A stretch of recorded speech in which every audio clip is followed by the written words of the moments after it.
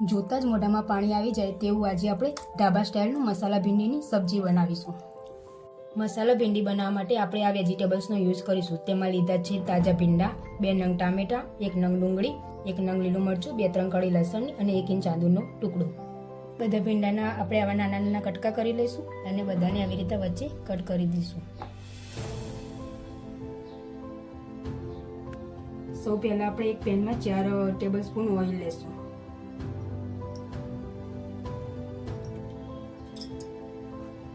આપણું ઓઇલ ગરમ થઈ ગયું છે। હવે એમાં આપણે કટ કરેલા ભીંડાને ફ્રાય કરી લઈશું।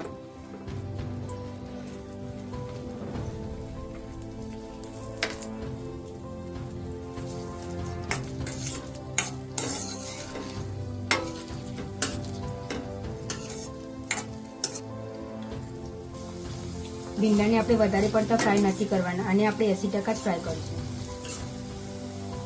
ભીંડા હવે 80% ફ્રાય થઈ ગયા છે। આને ફ્રાય થતા 4 થી 5 મિનિટ લાગે। ગેસની ફ્લેમ બંધ કરીને હવે તેમાં ઓઇલ ના રહે તે પ્રમાણે ભીંડા આપણે એક બાઉલમાં કાઢી લઈશું।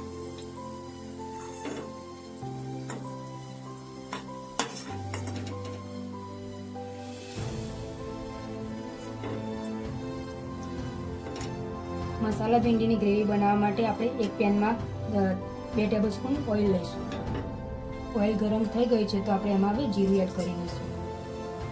ત્યારબાદ હવે હિંગ એડ કરીશું। ત્યારબાદ તમાલપત્ર એડ કરીશું, લાલ મરચું। ત્યારબાદ હવે સૂકું લસણનું પેસ્ટ એડ કરીશું। ત્યારબાદ તેમાં આદુ અને મરચાંની પેસ્ટ નાખીશું। ત્યારબાદ એમાં ડુંગળી એડ કરીશું। આપણી ડુંગળી સતળાઈ ગઈ છે। હવે એમાં આપણે ટામેટાની પ્યુરી નાખી દઈશું। હવે આપણે સ્વાદ પ્રમાણે મીઠું એડ કરી લેવાનું।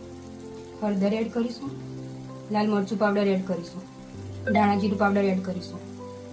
ગ્રેવી આપણી થીક વધારે થઈ ગઈ છે તો એની થિકનેસને ઓછી કરવા માટે એમાં થોડું પાણી એડ કરવાનું।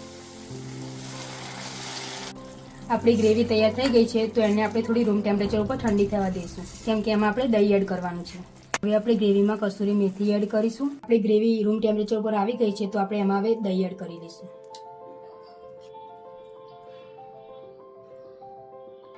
હવે તેને સારી રીતે મિક્સ કરી લઈશું।